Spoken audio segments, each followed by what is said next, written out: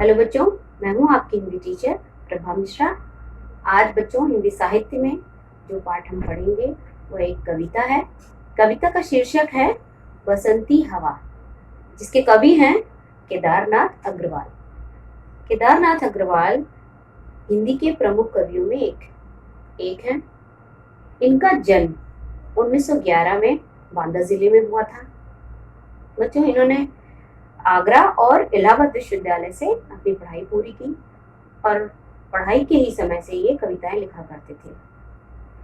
बच्चों, इनकी प्रमुख रचनाओं में पंख और पतवार, आत्मगंध, फूल नहीं रंग बोलते हैं, नींद के बादल, युग की गंगा प्रमुख हैं। इन्हें सोवियत लैंड नेहरू पुरस्कार और साहित्य अकादमी पुरस्कार से सम्मानित किया गया और इनकी मृत्यु सन 2000 ईस्वी में हुई।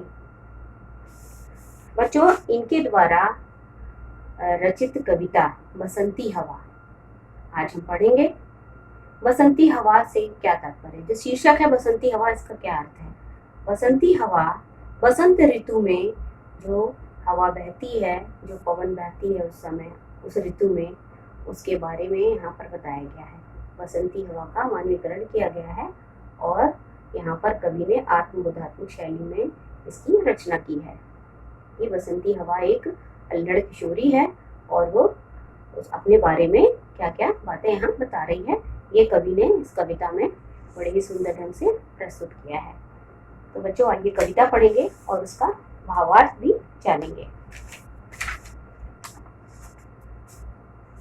बच्चों, प्रस्तुत कविता बसंत ऋतु के विषय में है कि बसंती हवा अपने बारे में क्या क्या कह रही है। ये बसंत ऋतु क्या होती है? बच्चों, भारत में 6 ऋतुएं मानी जाती हैं: बसंत, ग्रीष्म, वर्षा, शरद, हेमंत और शिशिर। बसंत ऋतु का जो समय होता है उसको माना जाता है कि मार्च अप्रैल में वो होता है। इसी तरह ग्रीष्म जो होता है वो मई जून का महीना जो होता है। वर्षा ऋतु जुलाई से सितंबर तक। शरद ऋतु क्या है? अक्टूबर नवंबर का महीना। इसी तरह से हेमंत ऋतु जो होती है वो दिसंबर से जनवरी, और शिशिर ऋतु जनवरी से फरवरी। और इसी फरवरी के बाद बसंत ऋतु शिशिर ऋतु के बाद आती है। शिशिर ऋतु में ही पतझड़ का भी मौसम आता है। शिशिर ऋतु में प्रकृति से ठंड के कारण, शीत ऋतु होती है शिशिर ऋतु, तो जाड़े की ऋतु होती है। तो उस समय जो है शीत के कारण वृक्षों से पत्ते झड़ने लगते हैं, इसलिए उसे पतझड़ भी कहा जाता है। और इसके बाद ही बसंत ऋतु का आगमन होता है। बच्चों, जब बसंत ऋतु का मौसम होता है, बसंत ऋतु होती है, तब उस समय वातावरण जो है, तापमान उसमें बढ़ने लगता है, मतलब ठंडी कम पड़ने लगती है और प्रायः सुखद हो जाता है मौसम। भारत में यह फरवरी मार्च तक होता है। इस ऋतु में शीत ऋतु का प्रभाव जो है कम होता जाता है। और यह ऋतु किसकी होती है? फूलों के खिलने का समय होता है। चारों ओर फूल ही फूल खिल जाते हैं, पौधे सारे हरे भरे हो जाते हैं, हरियाली छा जाती है। सरसों के फूल, सरसों, चना, अलसी, ये सारे पौधे खेतों में लहलहा उठते हैं फूलों से। उसके चारों तरफ हरियाली हो जाती है। आम के पेड़ों पर, महुआ के पेड़ों पर बौरे आ जाती हैं। बौरे का अर्थ होता है उनके फूल आ जाते हैं और उनकी सुगंध बड़ी ही मनमोहक होती है। कोयल, तितली, भौरे, ये हमें बहुतायत देखने को भी मिलते हैं। तितलियां चारों तरफ उड़ती हुई दिखाई देती हैं। भौरे उपवन में, बगीचे में फूलों पर मंडराते हुए दिखाई देते हैं। इसी तरह कोयल की कूक भी हमें सुनाई देती है, जो बहुत ही मधुर लगता है सुनने में। तो और इन्हीं सब कारणों के कारण बसंत को ऋतुओं का राजा कहा जाता है। और बसंत ऋतु में ही हम बसंत पंचमी, होली और शिवरात्रि के त्योहार भी मनाते हैं। तो बच्चों, ये बसंत ऋतु के विषय में था। और इसी समय जो हवा चलती है उसको बसंती हवा कहा है यहाँ पर। और उसी बसंती हवा का यहाँ वर्णन किया गया है कविता में। एक किशोरी के रूप में, एक अल्हड़ किशोरी है, मस्तमौला किशोरी के रूप में बसंती हवा का वर्णन किया है। अब वो बसंती हवा अपने बारे में क्या क्या कहती है, ये हम कविता में पढ़ेंगे, कविता से जानेंगे। आइए कविता पाठ शुरू करते हैं। हवा हूँ, हवा में बसंती हवा हूँ, सुनो बात मेरी अनोखी हवा हूँ, बड़ी बावली हूँ बड़ी मस्त मौला, नहीं कुछ फिक्र है बड़ी ही निडर हूँ, जिधर चाहती हूँ उधर घूमती हूँ, मुसाफिर अजब अजब हूँ, न घर बार मेरा न उद्देश्य मेरा, न इच्छा किसी की न आशा किसी की, न प्रेमी न दुश्मन, जिधर चाहती हूँ उधर घूमती हूँ, हवा हूँ हवा में बसंती हवा। बच्चों अब यहाँ पर हवा, मैंने आपको बताया कि हवा को यहाँ पर एक किशोरी के रूप में यहाँ वर्णन किया गया है। हवा का मानवीकरण यहाँ पर हुआ है। तो वो अपने बारे में क्या क्या बता रही है। जब वो बसंत ऋतु में चारों तरफ बहती है तो वो अपने बारे में देखिए क्या कह रही है कि हवा हूँ, हवा में बसंती हवा हूँ। मैं कैसी हवा हूँ, मैं बसंत ऋतु में बहने वाली हवा हूँ। हवा का अर्थ होता है पवन, वायु, समीर। हवा माने यहाँ पर वायु, इसके पर्यायवाची शब्द भी है ये पवन, समीर। तो ये कैसी हवा है, ये बसंत ऋतु में चलने वाली हवा है। इसलिए ये अपने आप को क्या बोल रही है कि मैं कौन हूँ, मैं बसंती हवा हूँ, मैं बसंत ऋतु में बहने वाली हवा हूँ। सुनो बात मेरी अनोखी हवा हूँ। अब ये अपने आप को अनोखा क्यों कह रही है, इसलिए कह रही है अनोखा कि ये सबसे अलग है। सभी ऋतुओं में जो हवा बहती है, जैसे ठंडी के समय अगर शीत ऋतु में जो हवाएं बहती हैं उससे हमें सिहरन होती है, ठंड लगती है, लेकिन जो बसंत ऋतु में हवा बह रही है वो बिल्कुल अलग है। और गर्मियों में जो हवा बहती है उसको हम लू कहते हैं, वो गर्म लगती है, उससे भी हमें प्रॉब्लम होती है, समस्या होती है। तो यहाँ पर इसीलिए अपने आप को अनोखा बता रही है, वो अलग बता रही है सबसे कि मैं कैसी हवा हूँ, मैं बड़ी ही अनोखी हवा हूँ, क्योंकि मैं बसंत ऋतु में बहने वाली बसंती हवा हूँ। बड़ी बावली हूँ बड़ी मस्त मौला। बड़ी बावली हूँ, बावली अपने आप को कह रही है कि मैं पगली सी हूँ, मैं बावली हूँ, बावरी हूँ, मैं जो मन में आता है मुझे मैं वो करने वाली हूँ। बड़ी मस्त मौला, मस्त मौला का मतलब जो भी उसको मन में जिसके जो भी करता है, कोई अपने मन से कुछ भी करता रहता है, अपना मन मौजी होता है, उसको मस्त मौला कहते हैं। तो मैं मस्त मौला हूँ, मैं बावली हूँ, मैं पगली सी हूँ, मैं मस्त मौला हूँ, जो चाहती हूँ मैं वही करती हूँ। नहीं कुछ फिक्र है, मुझे कोई भी फिक्र माने चिंता होना। फिक्र का अर्थ होता है चिंता, फिक्र चिंता। मुझे किसी भी चीज की कोई चिंता नहीं है, कोई फिक्र नहीं है। बड़ी ही निडर हूँ, निडर माने मैं बड़ी बिना, मुझे किसी का भय नहीं है, मुझे किसी का भी डर नहीं है। जिधर चाहती हूँ उधर घूमती हूँ। अब हवा जिधर चाहती है उधर घूमती हूँ कहने का मतलब हवा हमें दिखाई तो नहीं देती, अदृश्य होती है, हम उसको महसूस करते हैं। तो यहाँ पर बसंती हवा का मानवीकरण हुआ है। तो वो खुद अपने आप को क्या कह रही है कि मैं जिधर चाहती हूँ मैं उधर ही घूमती हूँ। मुसाफिर अजब हूँ। अब जो मुसाफिर कौन होता है, मुसाफिर राह में चलने वाला मुसाफिर होता है, जाने वाला कहीं किसी कहीं जिसका कोई गंतव्य हो, गंतव्य मतलब जहाँ उसे जाना हो। मुसाफिर अजब हूँ, लेकिन ये अपने आप को कैसा मुसाफिर कह रही है कि मैं अजब हूँ, मैं अजीब से मुसाफिर हूँ। कैसी मुसाफिर हूँ, कोई भी मुसाफिर का उद्देश्य होता है, मुसाफिर मतलब राही, पथिक, राह चलने वाला। तो मुसाफिर का यहाँ पर कहने का अर्थ है कि मैं अजब मुसाफिर हूँ, मैं एक अलग तरह की मुसाफिर हूँ, जिसका कोई भी, मैं अलग यात्री हूँ। यात्री होता है कोई, उसे कहीं जाना है कि हम यहाँ से चले और मुझे उस जगह जाना है। मान लीजिए हमको इलाहाबाद से हम दिल्ली जाना है, तो हमारा उद्देश्य है ना कि हमें वहां दिल्ली पहुंचना है, तो हम दिल्ली के यात्री हुए, दिल्ली तक जाने वाले यात्री हुए। लेकिन ये अपने आप को कैसा मुसाफिर कह रही है कि मैं अजब मुसाफिर हूँ। कैसा मुसाफिर, आगे देखिए। न घर बार मेरा, मेरा कोई घर बार नहीं है, ना उद्देश्य मेरा, मुझे कहीं नहीं जाना, मुझे कहाँ जाना मुझे खुद भी नहीं पता, इसलिए मैं अजब हूँ, ऐसी मुसाफिर हूँ, ऐसी यात्री हूँ। मुसाफिर माने होता है यात्री, मुसाफिर, मुसाफिर माने होता है यात्री, राहगीर, चलने वाला, जाने वाला गंतव्य तक, उसको कहते हैं मुसाफिर।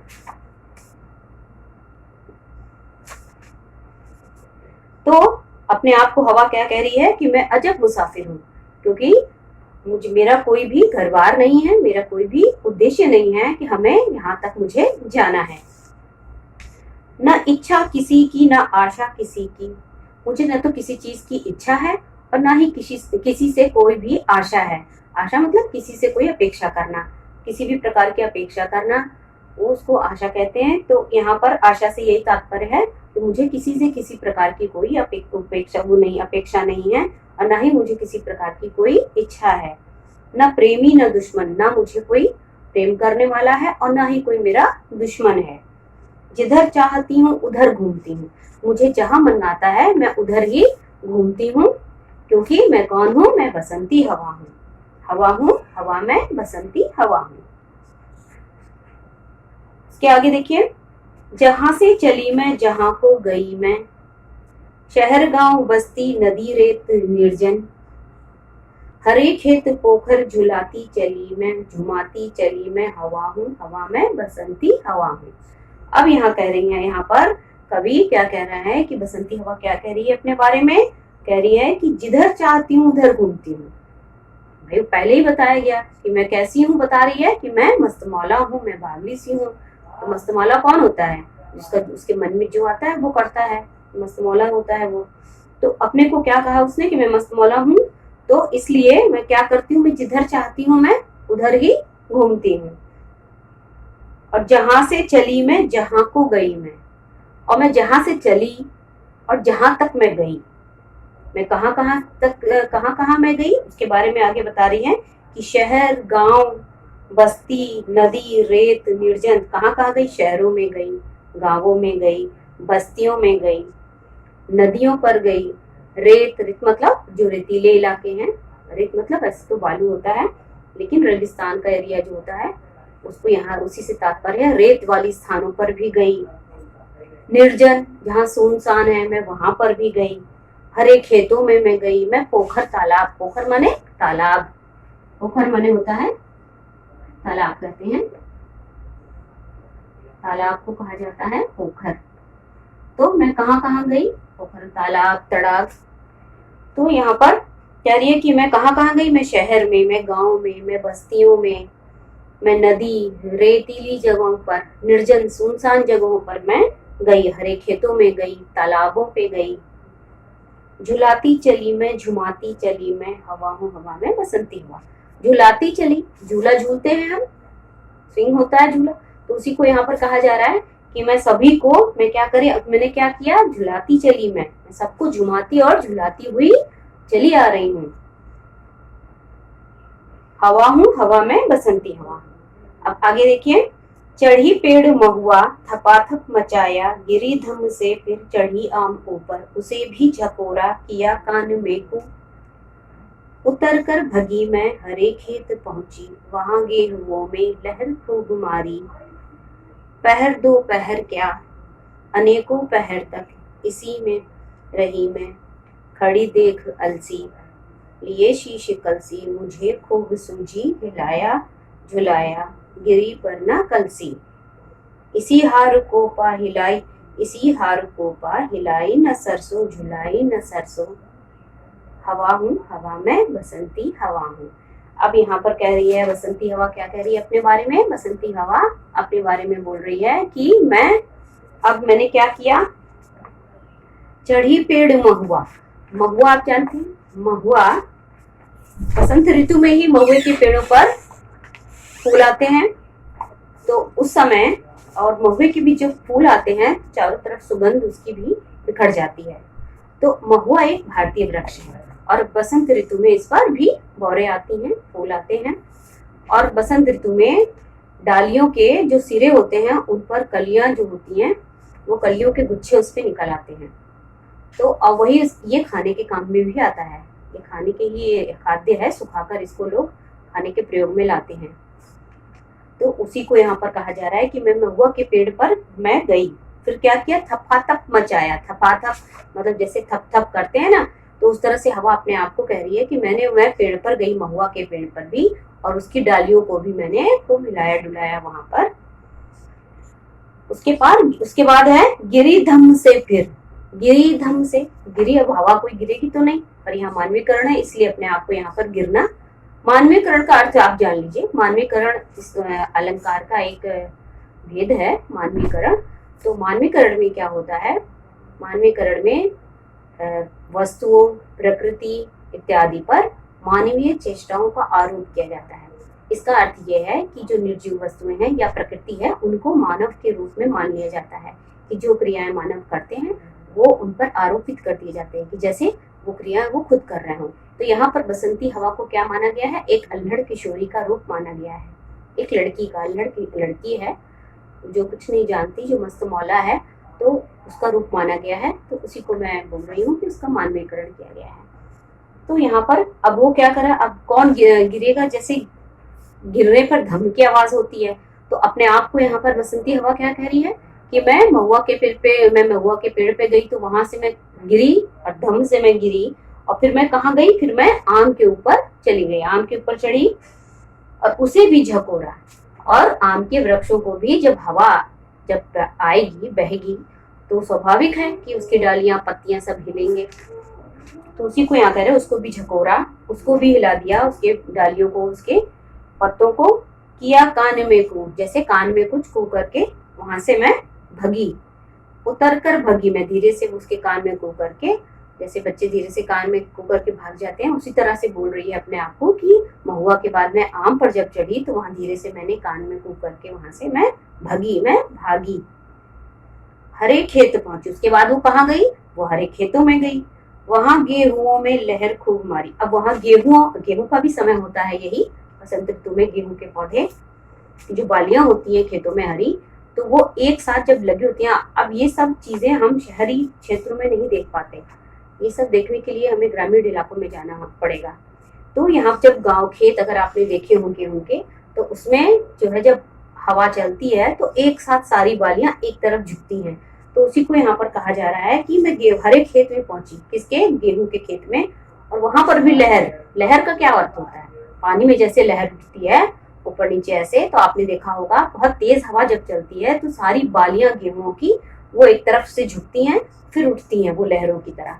तो उसी को यहाँ पर कहा जा रहा है कि बसंती हवा जब गेहूं के खेतों में गई तो उनको भी उसने लहर खूब मारी, मतलब जब हवा चली तो वो लहर की तरह वो ऊपर नीचे ऐसे उठी। पहर दो पहर क्या, अनेकों पहर तक।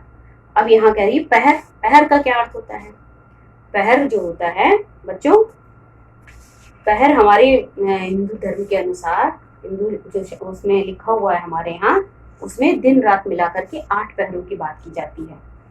और इसके अनुसार जो है, जो औसत एक प्रहर होता है वो 3 घंटे का होता है। इसी तरह से जैसे सुबह का जो समय है, सुबह का जो समय है, उसके बाद उसको हम क्या कहते हैं, उसको कहते हैं पूर्वाह्न कहते हैं। उसके बाद आ जाता है आपका मध्याह्न, फिर अपराह्न, उसके बाद सांध्य काल। ये तो दिन के 4 प्रहर हो गए। रात्रि में भी इसी तरह से रात्रि के भी 4 पहर होते हैं, और प्रत्येक पहर जो होता है वो 3 घंटे का माना जाता है, 3 घंटे का माना जाता है। और इसके साथ ही जो रात के जो प्रहर होते हैं बच्चों, रात के भी 4 प्रहर होते हैं, जिनमें सांध्य काल के बाद जो संध्या होती है, संध्या के बाद जो है प्रदोष काल माना जाता है, फिर उसके बाद निशित काल माना जाता है, फिर त्रियामा काल माना जाता है। उसके बाद जो भोर का समय होने लगता है 3:30-4 बजे का, तो उसको हम उषा काल कहते हैं। तो इस तरह से ये 8 प्रहर हमारे यहाँ माने गए हैं। उन्हीं को यहाँ पर कवि ने यहाँ पर कहा है, प्रहर के बारे में बता रही है। क्या कह रही है बसंती हवा कि पहर दो पहर, 1 या 2 पहर नहीं, 2 पहर से मतलब यहाँ पर दोपहर वाला नहीं है, यहाँ पर मध्याह्न काल किसे नहीं है। यहाँ पर पहर दो पहर क्या मतलब, पहर 1 पहर या 2 पहर क्या, अनेकों पहर, मतलब मैं तो 8 पहर इसी में रही, मैं 8 पहर मैं इसी तरह, मैं सबको सबके साथ सबको मैं इसी तरह से हिलाती रही, झकोड़ती रही और झकझोर करके मैं आगे बढ़ती रही। खड़ी देख अलसी लिए शीश कलसी। अब ये कह रही थी यहाँ पर कि मैं अपने खेतों में किसको देखा, अलसी। अलसी क्या होता है, अलसी तीसी का एक पौधा होता है, अलसी तीसी को कहते हैं, सामान्य भाषा में तीसी को अलसी कहते हैं। तीसी भी, तीसी का तेल होता है, तीसी से लोग तेल भी निकालते हैं। और तीसी के जो पौधे होते हैं, उनके जो फल होते हैं वो कलसी, उनको कलसी कहा गया है यहाँ पर। वो कलसी के आकार के होते हैं, कलसी मतलब घड़े के आकार के। घड़ा आप सभी ने देखा होगा, घड़े का शेप होता है, उसी आकार के उसके फल होते हैं। तो इसलिए यहाँ पर कहा गया है खड़ी देख अलसी लिए शीश कलसी। फल कहाँ होते हैं? फल हमेशा ही पौधे के सबसे ऊपर होते हैं। फल ऊपरी हिस्से में होते हैं फल, तो उसी को अपने शीश पे उसने क्या लिया हुआ है? जैसे कलसी ली हुई हो। जो फल लगे हैं तो मानो उसने कलसी मतलब घड़ा, कलसी को कहते हैं। उसके फलों को कहा गया है अलसी के यहाँ पर कलसी, क्योंकि वो घड़े के आकार की होती है, जैसे उसने अपने शीश पर घड़ा लिया हुआ हो। तो खड़ी देख अलसी, अलसी को देखा। और अलसी के जो पौधे होते हैं उनके तनों से, तने जो होते हैं रेशे वाले होते हैं, उनसे रस्सियां, मोटे कपड़े, डोरियां इत्यादि भी बनाई जाती हैं। तो यहाँ पर लिए शीश कलसी, जैसे लग रहा है कि शीश पे उसने कलसी ली हुई है उस अलसी ने। मुझे खूब सूझी, अब ऐसे देख करके अलसी को इस तरह से देख करके कि जैसे उसने सिर पे अपने कलसी ली हो, मुझे खूब सूझी। अब यहाँ करी मुझे ऐसा मन में आया, ऐसा मैंने सूझा, मैंने सोचा, मेरे मन में विचार आया। क्या आया? हिलाया झुलाया गिरी पर न कलसी।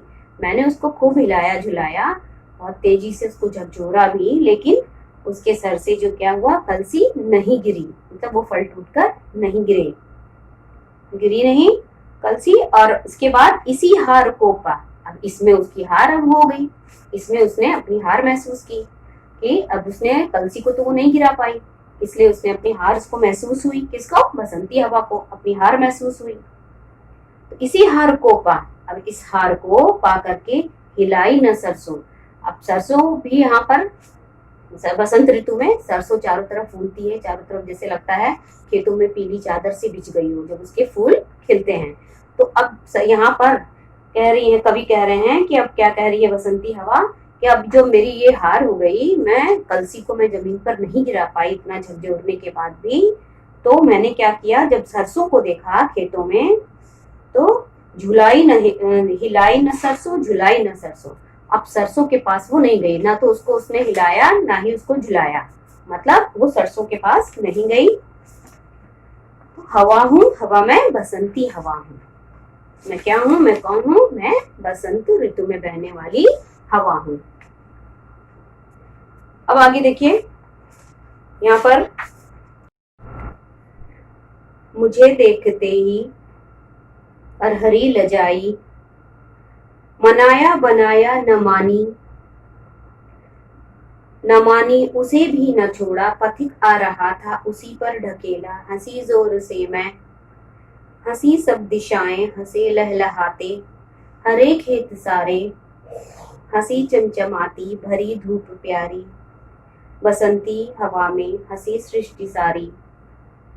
हवा हूँ, हवा में बसंती हवा। बच्चों अब देखिए, अब यहाँ कहाँ पहुंची? अब पहुंची बसंती हवा अरहरी के पास। अरहरी मतलब अरहर का जो, अरहर जानते हैं सभी आप, अरहर दाल होती है, तो वहां पर उसके खेत में पहुंची। अब उसको देख करके अरहरी जो है, बसंती हवा को देखकर क्या किया अरहरी ने? अरहरी लजाई। अब अरहरी जैसे शर्मा रही हो बसंती हवा को देख करके।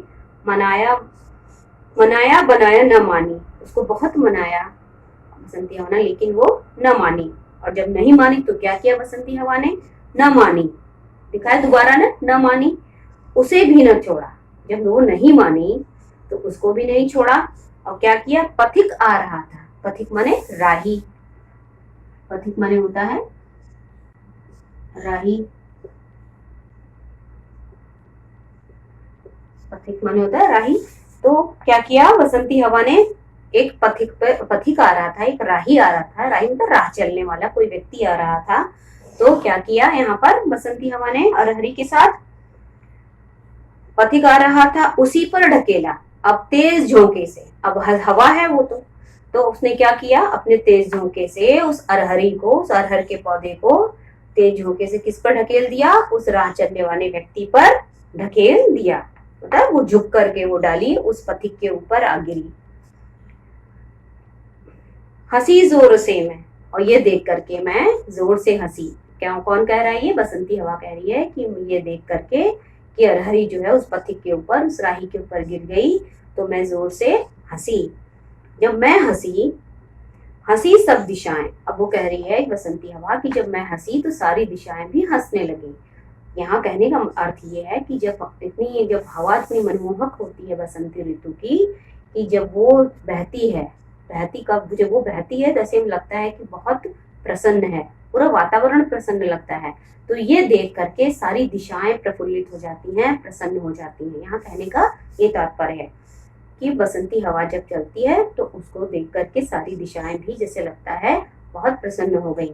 सारी दिशाओं में सभी पशु पक्षी इंसान सभी लोग बहुत खुश होते हैं उस समय का मौसम देख करके। हंसे लहलहाते हरे खेत सारे, और ये सारे खेत जो हरे भरे होते हैं, चारों तरफ जो हरियाली छाई होती है, उसको यहाँ पर कहा जा रहा है कि इनको देखकर, इस हरियाली को देखकर ऐसा प्रतीत होता है कि सारे खेत भी हंस रहे हैं, बहुत प्रसन्न लगते हैं। उसको ये कहने का तात्पर्य कवि का यहाँ पर यही है। हंसी चमचमाती भरी धूप प्यारी। अब और कौन हंसा? जो ये धूप, उस समय की जो धूप होती है, आपने देखा होगा, जो बसंत ऋतु फरवरी मार्च में जो धूप होती है, आप थोड़ी देर धूप में बैठिए तो अच्छा लगता है, फिर वो धूप बहुत तेज लगने लगती है, तो फिर थोड़ी देर आप भीतर बैठिए, फिर आपको मन करेगा फिर हम धूप में बैठे। तो उस समय की धूप अजीब से चमचमाती हुई धूप होती है। तो उसी को यहाँ पर कह रहा है कि वो धूप भी जो है प्यारी जो लगती है हमें, वो धूप भी जैसे हंस रही हो, वो धूप भी हमें अच्छी लगती है उस समय की। बसंती हवा में हंसी सृष्टि सारी। अब इस बसंत ऋतु में सारी सृष्टि, सभी पेड़ पौधे पशु पक्षी, ये सारी प्रकृति के साथ ही सारे पूरा मानव संसार, ये सभी मनुष्य, सभी लोग जो है वो बहुत प्रसन्न हो जाते हैं। हंसने का ये मतलब है, यहाँ पर हंसने का तात्पर्य ये है कि सभी के अंदर एक खुशी होती है इस सृष्टि को उस समय देख करके। उस समय जब बसंत का मौसम होता है तो उस समय अपने आप ही इतना मनमोहक वातावरण हो जाता है कि हम सभी को बहुत अच्छा लगता है। तो हंसी सृष्टि सारी, यहाँ पर ये तात्पर्य है कवि का कि सारी दुनिया उस समय बहुत प्रसन्न दिखाई देती है, पशु पक्षी पेड़ पौधे से लेकर मनुष्य तक। हवा हूँ हवा में बसंती हवा हूँ। तो ये कैसी हवा है? अपने आप को क्या करिए कि मैं हवा हूँ, हवा में बसंती हवा हूँ। मैं कौन हूँ? मैं बसंती हवा हूँ। तो बच्चों, ये था कविता का भावार्थ। आपने देखा कि किस प्रकार से इसमें बसंत ऋतु के माध्यम से बसंती हवा का यहाँ मानवीकरण करके एक किशोरी और अल्हड़ के रूप में चित्रण किया गया है कि जो बसंती हवा किस प्रकार से कहाँ कहाँ जाती है, शहरों में, गाँव में, बस्तियों में, निर्जन स्थानों पर, सभी जगह जाती है। कभी महुआ के पेड़ पे जाती है, कभी वो आम के पेड़ पर जाती है, और इस तरह से वो कभी सरसों के खेत में जाती है, कभी अलसी के खेत में जाती है, कभी अरहर के खेत में जाती है। तो इस तरह वो सभी जगह होते हुए सारी सृष्टि को किस तरह से प्रसन्न करती है। कहने का तात्पर्य है कि बसंत ऋतु में जो है सभी लोग प्रसन्न दिखाई देते हैं। यहाँ पर कवि ये कह रहा है कि उसको हंसते हुए देखकर, बसंती हवा को हंसते देख करके सभी दिशाएं, हरे खेत, चमचमाती धूप, सभी जो है क्या लगते हैं, सभी लगता है जैसे सभी पूरी सृष्टि ही जैसे हंस रही हो, खिलखिला रही हो, क्योंकि अब वो अपने आप को कहती है मैं बसंती हवा हूँ। तो बच्चों, ये कविता का भावार्थ था। आपको पाठ समझ आया होगा, उम्मीद है आपको पाठ समझ आया होगा। थैंक यू बच्चों।